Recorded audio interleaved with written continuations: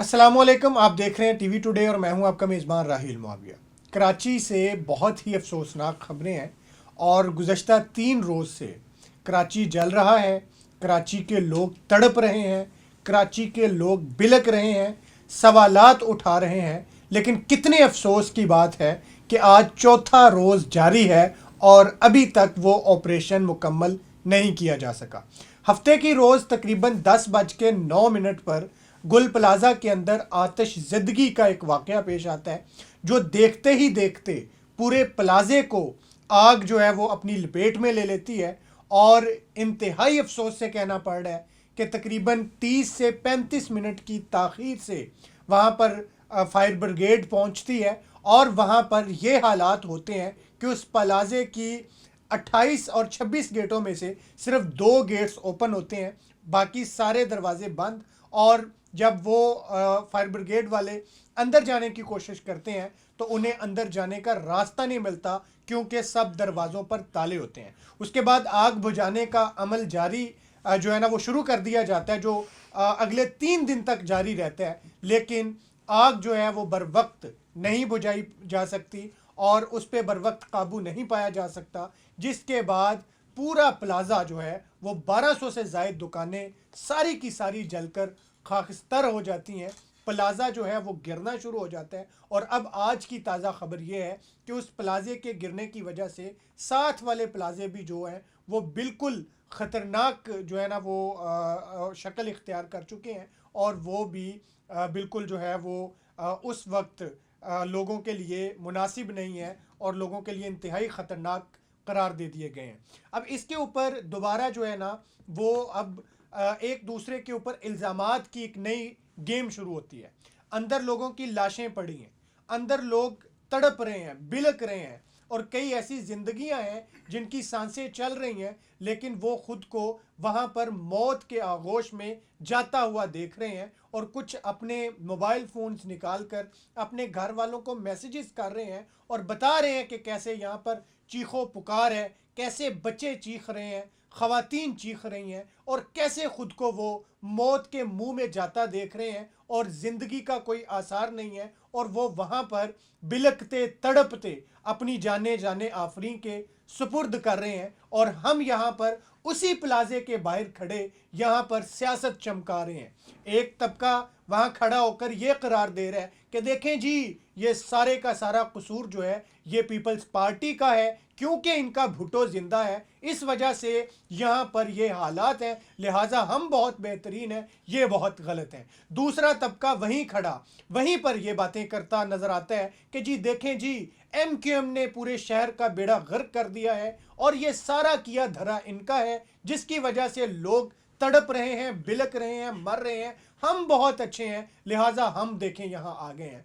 तीसरा तबका वहाँ हमें नज़र आता है, वो कहते हैं जी इस शहर को ज़रूरत ही हमारी है, हम यहाँ होते तो कभी ये वक्त ना आता और देखें आपने क्या कर दिया। और वो इन दोनों को लानत मलामत करते हुए नज़र आता है। तीसरा एक और एंकर जो है वो वहाँ पर पहुँचता है और वो बाकायदा वहाँ ये साबित करने की कोशिश करता है कि देखें मैं मर जाऊँगा, मैं कट जाऊँगा, मुझे बड़ी तकलीफ़ है। और दूसरों के साथ जो है ना वो लड़ाई झगड़े और तू तकरार बदतमीज़ी और एक नया ड्रामा वहाँ पर वो लगा नज़र आता है जो इंतहाई अफसोसनाक है। मुझे वो जो वाक़या हुआ उस वाक़े से ज़्यादा उस प्लाजे के बाहर जो ड्रामा हुआ, मुझे उस ड्रामे पर बड़ा अफसोस है। मुख्तलिफ सियासी जमातें वहाँ पर दूसरी सियासी जमातों पर तनकीद करती और ख़ुद को बहुत अच्छा साबित करती नजर आई। और तो और यहाँ पर हमारे सहाफ़ी भाई वहाँ जाकर ये साबित करने में बजिद रहे कि देखें मैं जो बात कर रहा हूँ वही असल बात है और ये वाक़या दलालत करता है कि मैं सच्चा हूँ। भाई आप लोगों को ख़ुद को ठीक साबित करने के लिए ये वाला जो इतना इंधोनाक और इतना जो है ना वो अफसोसनाक वाक़या ही बेचने को मिला था, आपके पास और कुछ नहीं है। वहां पर आप खड़े होकर ये भी तो कर सकते थे कि जो हो रहे हैं हम अभी इस मामले से, इस मुश्किल से निकलने की कोशिश करें, हम बाद में देख लेंगे किसका कितना कसूर है। लेकिन आप उस वाक़े पर सारे के सारे सियासत चमकाने पहुंच गए हैं। ये वाक़या क्या है? वाक़या ये है जी कि अब तक इंतहाई मतलब कि एक जान कितनी कीमती होती है और वहां पर 30 से ज़ायद अमवात अभी सामने आ चुके हैं। 85 से ज्यादा लोग अभी तक लापता हैं। वहां कितने वो लोग मौजूद हैं कि जिनकी फैमिली मेंबर्स अंदर हैं और उनको पता नहीं है कि अब उनकी मैयत भी उन्हें मिलेगी कि नहीं, क्योंकि जो वहां से बाहर आ रहा है वो या तो गोश्त के चंद टुकड़े हैं या हड्डियां हैं, और उनको नहीं पता कि ये उनके उनके जो उनका अजीज़ व अकारब है ये उसकी भी है कि नहीं। अब डीएनए टेस्ट हो रहे हैं और उस डीएनए टेस्ट के बाद सिर्फ एक रिपोर्ट उनको बता देगी कि जी ये जो गोश्त के टुकड़े हैं ये आपके ही किसी अजीज़ के हैं, और वो उसे उठाकर जाके दफना देंगे। इतनी अफसोसनाक सूरत हाल है। 30 से ज्यादा लोग वहां पर जो है ना अब तक बाहर निकाले जा चुके हैं। आज चौथा रोज है और आज के दिन तक वहां पर जितने लोग लापता हैं अब तक हम उनकी हड्डियां भी नहीं बाहर निकाल सके, और यहां पर हम एक दूसरे को ताने देने में मसरूफ है। ताने देने चाहिए, लेकिन बात यह है कि तब अभी आपको क्यों याद आया? आज से 2 साल पहले आपकी फायर सेफ्टी ऑडिट रिपोर्ट आई थी। उसने कहा था कि कराची की 230 से ज्यादा इमारतों में आग बुझाने का कोई सिरे से सामान मौजूद नहीं है। आपको तब तो होश नहीं आया, तब आपको पता ही नहीं चला, तब आपको नहीं पता था कि आप बड़े अच्छे हैं। आप तब साबित ही नहीं कर पाए कि आपको तो जनाब बड़ा गम है इन लोगों का। जब वहां आग लग गई, जब वहां वो सारे का सारा प्लाजा गिर गया, जब वहां पूरा तमाशा लग गया, जब वो पूरे मुल्क के अंदर जो है ना वो उसकी हाइप क्रिएट हो गई, वो खबर बन गई, तब आप पहुंच गए जी हमारा चेहरा भी बिकना चाहिए। कितनी शर्मनाक बात है। दूसरा ये है कि वो 230 से ज्यादा इमारतों को उस रिपोर्ट के अंदर जब उसको तयन किया था कि यहाँ पे आग बुझाने के कोई सामान मौजूद नहीं है, यहाँ पे कोई तरबियत मौजूद नहीं है, तब आपको कोई होश नहीं आया था, ना हुकूमत को ना अपोजिशन को। तब किसी को नहीं पता चला था कि ये शहर हमारा शहर है, हम इसके लिए बड़े दुखी हैं, हम इसके लिए बड़ा तड़प रहे हैं। और मुझे कल इस पे भी बड़ा अफसोस हुआ था कि कराची से ही एक सहाफ़ी रिपोर्ट कर रहा था और उसी प्लाजे के बाहर खड़ा होकर रिपोर्ट कर रहा था कि अंदर से चंद लाशें निकली हैं। तो वहां लाशें उठाने वाले 2 बड़ी, जो मैं अभी उसका नाम नहीं लेता, मुझे नहीं अच्छा लगता क्योंकि वो काम अच्छा करते हैं, लेकिन इस वाकये पर जरा देखिएगा, 2 वहां लाशें उठाने वाले इस बात पे झगड़ रहे थे कि लाश हमारी एम्बुलेंस में जाएगी। क्यों? क्योंकि वाकया बहुत हाईलाइट हो चुका है, हाइप बहुत पकड़ चुका है, तो वो भी चाह रहे हैं कि हमारी एम्बुलेंस में जाए ताकि ये खबर बने और दुनिया को पता चले हम बड़ा काम कर रहे हैं। कितनी शर्मिंदगी की बात है, शर्मनाक बात है। 230 से ज्यादा इमारतों में आग बुझाने का कोई सामान नहीं है, आग बुझाने का कोई इंतजाम नहीं है। आपको 2 साल तक होश ही नहीं आया। और उसके बाद चले, दुनिया के अंदर एक कानून है, एक दस्तूर है, जिसके मुताबिक 2 करोड़ की आबादी जो कराची की है उसके लिए कम से कम 200 फायर स्टेशन चाहिए थे, कम से कम 200, जबकि कराची की वहां की लोकल जो इंतजामी है वो 300 डिमांड करती है, और कराची के पास हैं कितने? 28। अलमिया देखिए, और उन 28 ने पूरे शहर को कवर करना है। जो कह रहे हैं कि हमने 2600 से जायद मर्तबा एक साल में आग बुझाई है, यानी कि वो एक जगह से दूसरी जगह पे जब जाएंगे तो उनको घंटों तो लगेंगे, उनको पौना घंटा तो लगेगा, जब आपके पास फायर स्टेशन ही ज्यादा नहीं है, पूरे नहीं है। उसके बाद जनाब 2 करोड़ की आबादी जितनी कराची की है उसके लिए कम से कम 28,000 फाइटर चाहिए थे, कम से कम 28,000, जबकि कराची के पास सिर्फ 700 फाइटर है, सिर्फ 700, यानी 1,000 भी पूरा नहीं। उसके बाद 800 गाड़ियां होनी चाहिए थी, आधी भी नहीं है। उनमें से भी 30 गाड़ी हैं वो मुकम्मल तौर पर ख़राब पड़ी हुई हैं और उनको किसी को पता ही नहीं है कि उनको ठीक भी करवाना है, और कई सालों से बिल्कुल नकारा पड़ी हैं।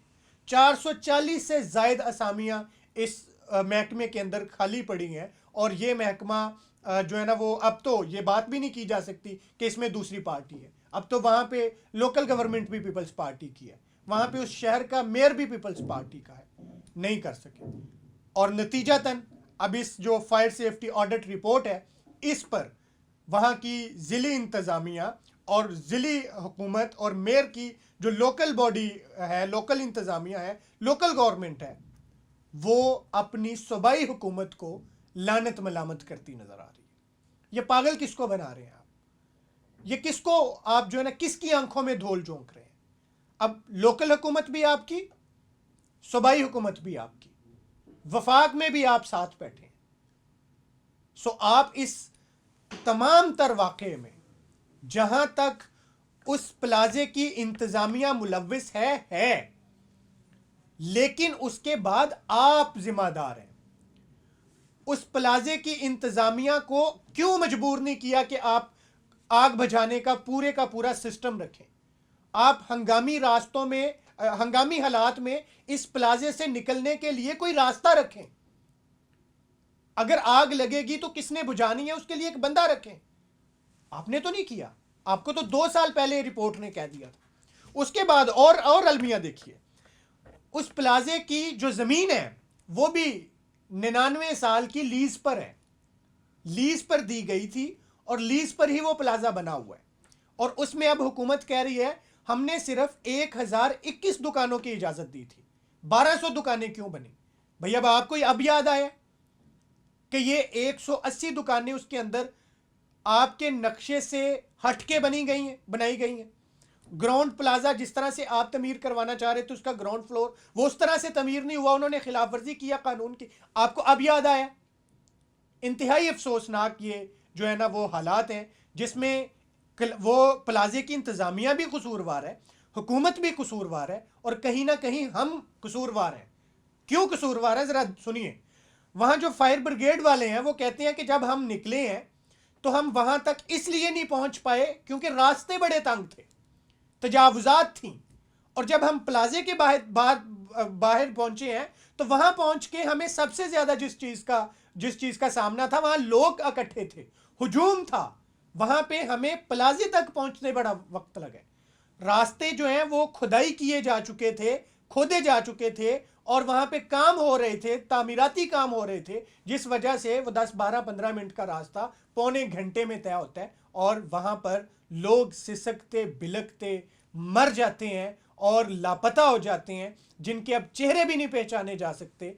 वो लोग वहां पे अपनी जानें दे देते हैं, लेकिन कोई उनकी जान बचाने के लिए नहीं पहुंचता। और नतीजतन उस प्लाजे के अंदर जो तमाम तर दुकानें थी वो ज़्यादातर कपड़े की थी, गारमेंट्स की थी, परफ्यूम्स की थी, और इस किस्म की वो सारी चीज़ें थी, सामान था कि जिसको आग बहुत जल्दी से पकड़ती है और बाद में फिर बुझाना मुश्किल हो जाता है। जो हमें नामुमकिन नज़र आया तो वही हालात हुए। वो आग बुझाते बुझाते हमें 40 घंटे गुजर गए, और उसके बाद घंटों हम उसमें कूलिंग करते रहे, और फिर हम जाके वहाँ पे ऑपरेशन शुरू कर सके। और उसको भी 1 रोज़ गुजरने को है, और हम अभी तक अपने 85 लोग वहाँ से नहीं ढूंढ सके हैं। तो अलमिया है, सवाल आपसे ये है कि ज़रूर इस पर सोचिएगा, हमारा कितना कसूर है, इंतज़ामिया का कितना कसूर है, हुकूमत का कितना कसूर है। लेकिन अफसोस के साथ आपको ये बात तस्लीम करना पड़ेगी, हमारा भी उतना ही कसूर है, इंतज़ामिया का भी उतना ही कसूर है, और हुकूमत का भी उतना ही कसूर है। लेकिन जब तक हम ये एक दूसरे का कसूर ढूंढते रहेंगे, अपना इनकार करते रहेंगे, मानेंगे नहीं, तो ऐसे वाक़यात होते रहेंगे। और 1 साल के अंदर हज़ारों जो है ना वो जाने इस तरह से जाती रहेंगी। पूरे मुल्क के अंदर यही हालात हैं। लाहौर के अंदर भी ऐसे वाक़यात मुतअद्दिद दफ़ा पेश आ चुके हैं। लेकिन अगर नहीं करते हम, तो हम इसके बचाव के लिए काम नहीं करते, हम वो काम नहीं करते कि जिससे इन हंगामी हालात में हमने निमटना है। तो संजीदगी से इस पर सोचिएगा। इजाज़त दीजिए। अल्लाह।